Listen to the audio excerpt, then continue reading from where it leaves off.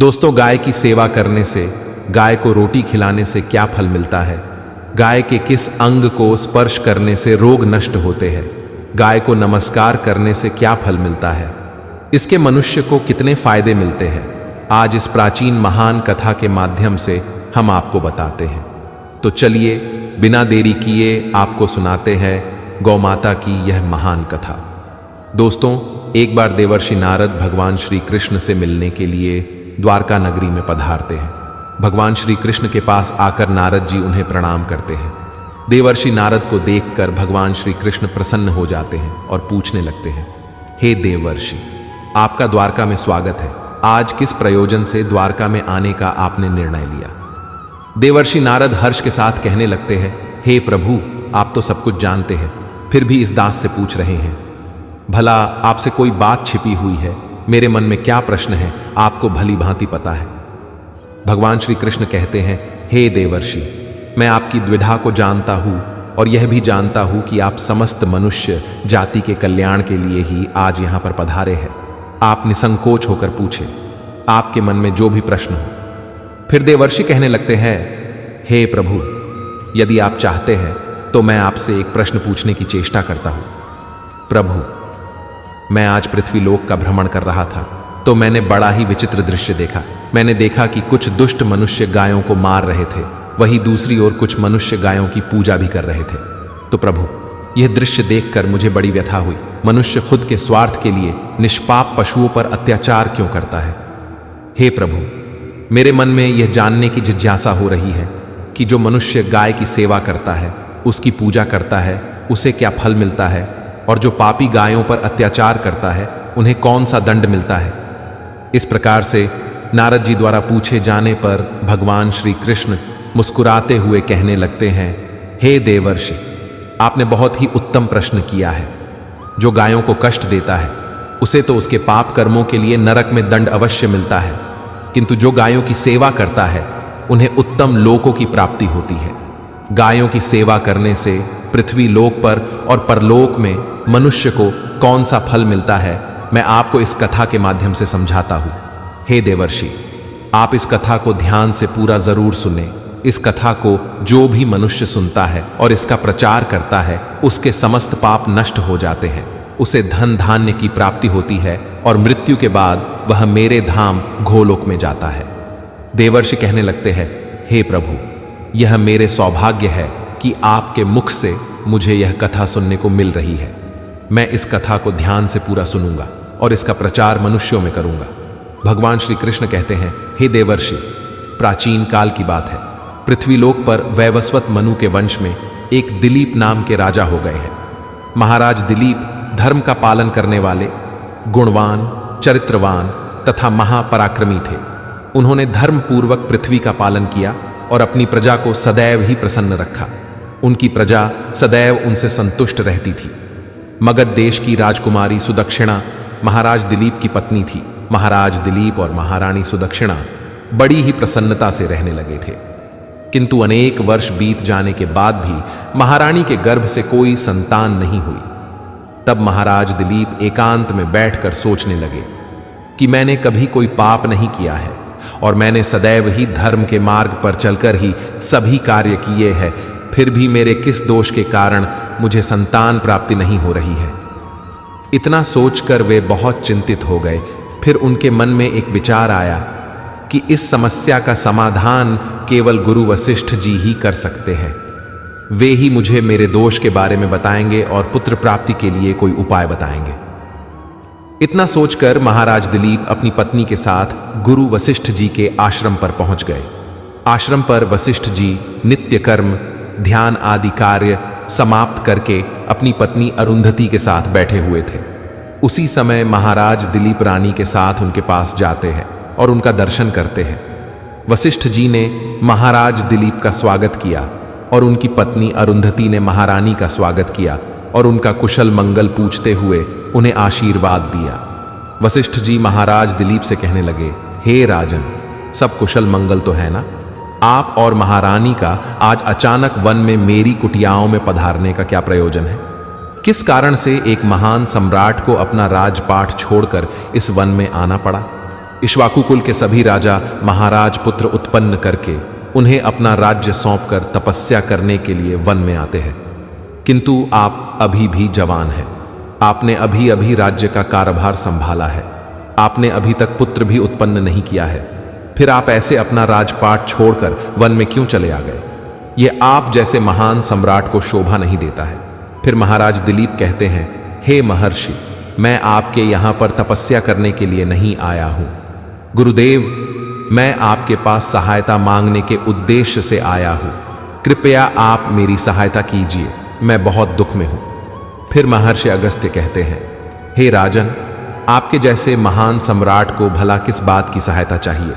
आप तो स्वयं सभी की रक्षा एवं सहायता करने में सक्षम हैं। महाराज दिलीप कहते हैं, हे गुरुदेव, मैं आपके पास यह जानने के लिए आया हूँ कि किस दोष के कारण मुझे अभी तक पुत्र की प्राप्ति नहीं हुई है। कृपया आप अपनी दिव्य शक्ति से जानकर मुझे मेरा दोष बताइए और उस दोष के निवारण के लिए उपाय भी अवश्य बताइए। पुत्र के बिना मेरा जीवन व्यर्थ हो जाएगा, मुझे मुक्ति नहीं मिलेगी। तब महर्षि अगस्त्य कहते हैं, हे राजन, ये तो आश्चर्य की बात है, मैं अवश्य आपकी सहायता करूंगा। फिर महर्षि अगस्त्य अपनी दिव्य दृष्टि से महाराज के भूतकाल को देखने लगते हैं तो उन्हें राजा की एक भूल के बारे में पता चलता है। महर्षि अगस्त्य महाराज से कहते हैं, हे राजन, आपसे एक बड़ी भूल हुई है जिसका आपको ज्ञान नहीं है। जब आप इंद्रलोक में देवराज से मिलकर लौट रहे थे, तभी मार्ग में एक कल्प वृक्ष के नीचे खड़ी गाय और उसके बछड़े को आपने दुर्लक्ष्य कर दिया था। वह गाय और उसका बछड़ा अत्यंत भूखे और कष्ट में थे। आपने उस कामधेनु गाय को ना भोजन कराया और ना ही उसे नमस्कार किया। उस गाय ने आपसे सहायता भी मांगी, किंतु आप अपनी प्रसन्नता में खोए हुए थे और आपको उस गाय की पुकार भी सुनाई नहीं दी। आपकी कृतज्ञता को देखकर वह गाय अत्यंत दुखी हुई और उसने आपको श्राप दे दिया है।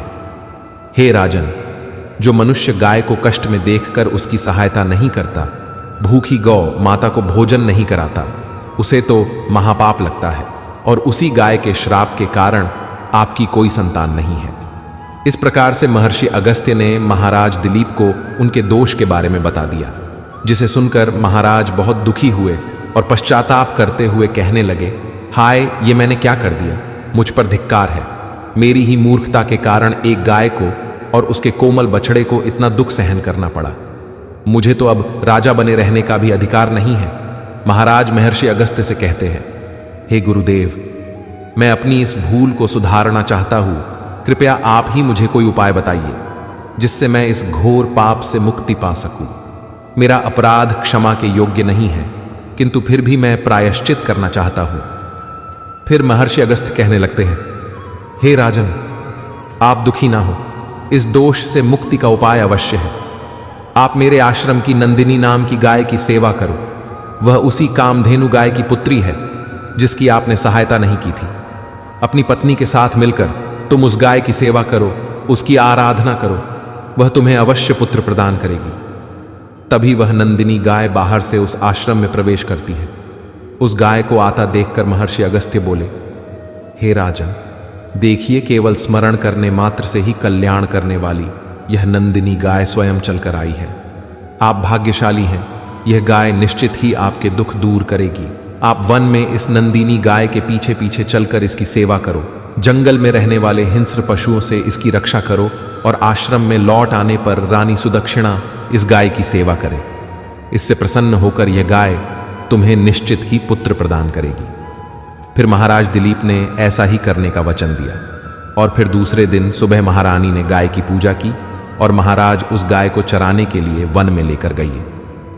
जब वह गाय चलने लगती तो महाराज उसके पीछे पीछे चलते, इधर उधर से हरी हरी घास लाकर उस गाय को खिलाने लगते। जब वह गाय किसी वृक्ष के नीचे बैठती तो महाराज भी उसके साथ बैठकर विश्राम करते। महाराज उस गाय के शरीर से डांस और मच्छरों को हटाते और अपने हाथों से उसके मस्तक को सहलाते। इस प्रकार से महाराज उस गाय की सेवा में लगे रहे। जब शाम हुई तो महाराज उस गाय के साथ आश्रम में लौट आए। आश्रम में पहुंचते ही उस गाय ने अपने खुरों से महाराज पर धूल उड़ाई, जिससे महाराज का शरीर पवित्र हो गया और उसके सभी पाप नष्ट हो गए। फिर महारानी सुदक्षिणा ने आगे आकर नंदिनी की अगवानी की और विधिपूर्वक उस गाय का पूजन किया तथा बारंबार उसके चरणों में मस्तक झुकाया। फिर उस गाय की प्रदक्षिणा करके हाथ जोड़कर वह उसके आगे खड़ी हो गई। फिर उस गाय ने उस रानी की पूजा को स्वीकार किया और रानी पर अपनी दृष्टि डालकर उसके सभी दोष समाप्त कर दिए। गाय की दृष्टि पड़ते ही रानी अत्यंत पवित्र हो गई। इस प्रकार से महाराज दिलीप को उस नंदिनी गाय की सेवा करते हुए 20 दिन बीत गए।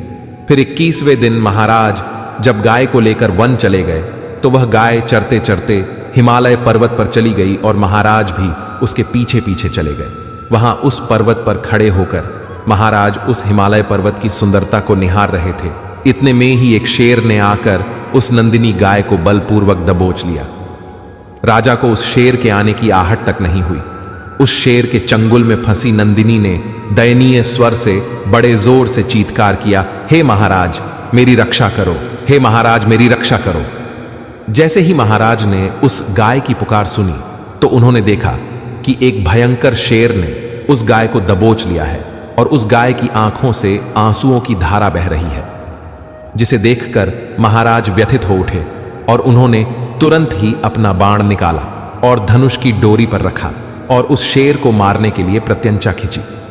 उसी समय उस शेर ने महाराज की तरफ देखा। उस शेर की दृष्टि पड़ते ही महाराज का शरीर स्तब्ध हो गया, उनकी शक्ति क्षीण हो गई, उनका सारा बल नष्ट हो गया। अब उनके अंदर उस बाण को छोड़ने की भी शक्ति नहीं रही। फिर वह शेर उस महाराज से बोलने लगा, हे राजन, मेरे ऊपर प्रहार करना तुम्हारे बस की बात नहीं है, क्योंकि भगवान शिव मेरी ही पीठ पर पैर रखकर नंदी पर बैठते हैं। इसीलिए तुम मुझे मारने की चेष्टा मत करो और यहां से लौट जाओ। विधाता ने इस गाय को आज मेरा ग्रास नियुक्त किया है, इसीलिए तुम इसमें दखल मत दो। मैं जानता हूं तुम सूर्यवंश में जन्मे हुए राजा दिलीप हो। इस हिमालय पर्वत पर भगवान शिव की बड़ी माया फैली हुई है, इसीलिए तुम तुरंत ही यहां से निकल जाओ। फिर महाराज बोलने लगे, हे मृगराज, कृपया आप इस गाय को ना मारे। यह महर्षि वशिष्ठ जी की संपूर्ण मनोरथों को पूर्ण करने वाली नंदिनी गाय है। इसकी हत्या करने पर तुम्हें महापाप लगेगा। गुरुदेव ने मुझे इस गाय की रक्षा और सेवा करने का आदेश दिया है। इस गाय का एक बछड़ा भी है जो घर पर इसकी राह देख रहा है। मैं इस गाय को मरने के लिए छोड़कर नहीं जा सकता। तुम भगवान शिव के सेवक हो, इसीलिए तुम्हारे हाथ से इस गाय को छुड़ाना मेरे लिए असंभव है। इसीलिए हे मृगराज, मेरी आपसे विनती है कि आप इस गाय को जीवनदान दो। इस गाय के बदले में मैं तुम्हें अपना शरीर समर्पित करता हूँ, जिससे तुम्हारी भूख भी शांत हो जाएगी और इस गाय की रक्षा भी हो जाएगी और मेरे वचन का पालन भी हो जाएगा। साथ ही गौ रक्षा के लिए प्राण त्यागने से मुझे उत्तम गति की प्राप्ति होगी। इतना कहकर महाराज उस शेर के सामने हाथ जोड़कर बैठ गए और आंखें बंद की। फिर अचानक से उस राजा के कानों में स्वर पड़े, बेटा उठो, मैं तुम्हारी सेवा से अत्यंत प्रसन्न हूं। यह सुनकर महाराज उठ खड़े हुए और उन्होंने अपने सामने उस गाय को देखा और वह शेर कहीं दिखाई नहीं दे रहा था। तब वह नंदिनी गाय राजा दिलीप से कहने लगी, हे राजन, मैंने ही अपनी माया से शेर का रूप धारण करके तुम्हारी परीक्षा ली है। यमराज भी मुझे पकड़ने का विचार नहीं कर सकते। मेरी रक्षा के लिए तुम अपने प्राण देने के लिए तैयार थे, इसीलिए मैं तुम पर बहुत प्रसन्न हूं। अब तुम मुझे वरदान मांगो, जो तुम्हारी मनोकामना है वह कहो, मैं अवश्य पूर्ण करूंगी। महाराज दिलीप कहते हैं, हे गौ माता, मेरे मन में जो इच्छा है आप वह अवश्य जानती होंगी। कृपया मुझे पुत्र प्रदान कीजिए, मेरी यही कामना है। फिर उस नंदिनी गाय ने कहा, हे बेटा, तुम पत्ते के द्रोण में मेरा दूध लेकर उसका पान करो। इससे तुम्हें अत्यंत बुद्धिमान और गुणवान पुत्र की प्राप्ति होगी। महाराज दिलीप कहने लगे, हे माता, इस समय पर मैं आपके मधुर वचन सुनकर ही तृप्त हो चुका हूं। अब आप मेरे साथ आश्रम पर चलिए और मैं आपकी पूजा आराधना करके तथा मेरे अनुष्ठान को पूरा करके आपके अमृत समान दूध का पान करता हूं। उसके बाद महाराज दिलीप उस गाय को लेकर आश्रम चले गए। आश्रम में पहुंचने पर महारानी सुदक्षिणा ने आगे आकर उस गाय का पूजन किया। तब उस गाय ने कहा, हे महारानी, आप मेरी पीठ को स्पर्श करें, इससे आपको अत्यंत गुणवान, बलवान और विद्वान पुत्र की प्राप्ति होगी। फिर महारानी ने गाय की पीठ को स्पर्श किया महाराज और महारानी ने उस गाय की विधिवत पूजा आराधना की और उनके अमृत के समान दूध को प्रसाद समझकर ग्रहण किया। उन दोनों की प्रसन्नता देखकर महर्षि वशिष्ठ कहने लगे, हे राजन, अब यह गाय तुम दोनों पर प्रसन्न है, तुम्हारी मनोकामना अवश्य पूर्ण होगी। जो भी मनुष्य गाय की सेवा करता है, उसे भोजन कराता है, उसकी प्रदक्षिणा करता है, उसके सभी मनोरथ सफल होते हैं। जो भी गाय की रक्षा करता है, उसकी कभी दुर्गति नहीं होती है। मृत्यु के बाद वह गोलोक में जाता है और भगवान श्री कृष्ण के साक्षात दर्शन करने का सौभाग्य उसे प्राप्त होता है। जो श्रद्धा पूर्वक गाय का दूध पीता है, वह सभी रोगों से दूर रहता है। जो गाय की पीठ पर जो कुबड़ होता है, उसे स्पर्श कर लेता है, उसके सभी दोष और पाप नष्ट हो जाते हैं। जो गाय का दान करता है, वह वैतरणी नदी को गाय की पूंछ पकड़कर पार कर लेता है। जो स्त्री रोज गाय को रोटी खिलाती है, वह सौभाग्यशाली बन जाती है। गाय समस्त पापों का नाश करने वाली और सभी मनोरथों को पूर्ण करने वाली है। अतः सदैव इसका रक्षण, पूजन तथा इसे भोजन कराना चाहिए। इतना करने से ही मनुष्य सभी ऐश्वर्यों को प्राप्त कर लेता है, उसकी दरिद्रता समाप्त हो जाती है।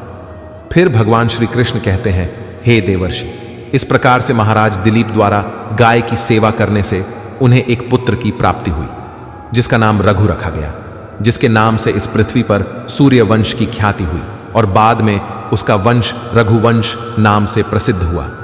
तो दोस्तों, आप भी नित्य गाय की सेवा करें, रोज गाय को रोटी खिलाएं, गाय की रक्षा करें। आपको यह कथा कैसी लगी कमेंट करके जरूर बताएं। जानकारी अच्छी लगी तो वीडियो को लाइक करें, कमेंट में जय श्री कृष्ण और जय गौ माता जरूर लिखें। साथ ही चैनल को सब्सक्राइब करें। आप सभी का धन्यवाद।